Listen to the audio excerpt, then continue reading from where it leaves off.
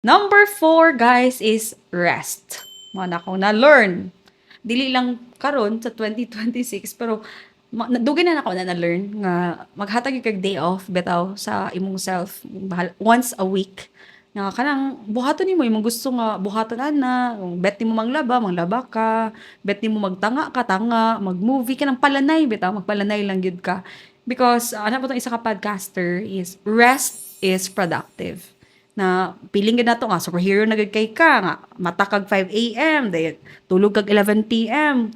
Guys, masyak na lang ka. Lisod nga trabaho lang ka para ini magsakit ka na kay kagasto. 'Di ba? Unsa pa lugar ang purpose nga grabe imong trabaho niya magsakit ra gyapon ka at the end. So, i-balance guro nato nga magtrabaho ta at the same time kato pa sa last episode di ako, there's more to life than work. So, manrabaho ta, of course, nga kinahanglan man nato, pero napod kay time nga mag-enjoy life. Napod kay time sa imong family, na kay time sa imong loved ones, o sa imong passion, sa imong gusto pa nga buhaton.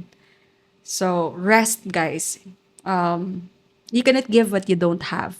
But once you are well rested, then overflow na lang gid na. Overflow na lang gid na ang ka-effective din mo sa imong trabaho.